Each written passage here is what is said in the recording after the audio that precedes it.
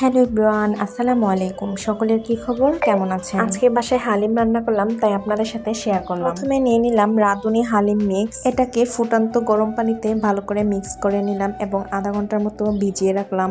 আজকের হালিমটা আমি রান্না করব গরুর ভুঁড়ি দিয়ে। কড়াইতে তেল দিয়ে দিলাম পেঁয়াজ কুচি, দুটা তেজপাতা ও কিছু গরম মশলা দিয়ে দিলাম। তারপর দিয়ে দিলাম আদা রসুন বাটা, হলুদ গুঁড়ো, মরিচ গুঁড়ো, জিরে গুঁড়ো, ধনিয়া গুঁড়ো, পরিমাণ মতো লবণ। তারপর দিয়ে দিলাম হালিমের মশলা, দিয়ে ভালো করে কষিয়ে তারপর দিয়ে দিলাম গরুর বুড়িগুলো। এখন এটাকে রান্না করে নেব। বুড়িটা রান্না করে তারপর দিয়ে দিলাম হালিমের মিক্সার, যেটা আধা ঘন্টা আগে ভিজিয়ে রেখেছিলাম। দিয়ে দিলাম পরিমাণ মতো পানি। এখন এগুলোকে ভালো করে মিক্স করে নিচ্ছি। অন্যদিকে কিছু পেঁয়াজ বেরেস্তা করে নিলাম। পেঁয়াজ বেরেস্তা করে দিয়ে দিলাম কিছু শুকনা মরিচ, কিছু রসুন কুচি। এখন এগুলোকে ভালো করে ভেজে হালিমে দিয়ে দেব।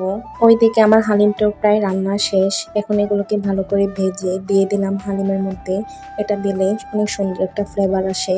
এখন ভালো করে নেড়ে চেড়ে মিক্স করে নেব। তারপর সব শেষে আরেকটু হালিমের মশলা দিয়ে দিলাম। আমি একটু রেখে দিয়েছিলাম সব শেষে দেওয়ার জন্য। এখন ভালো করে নেড়ে চেড়ে মিশিয়ে নিলাম। এই তো আমার হালিম রান্না শেষ। কেমন হয়েছে অবশ্যই জানাবেন। আজকের মতো বিদায় নিচ্ছি। সকলেই ভালো থাকবেন। আল্লাহ হাফেজ।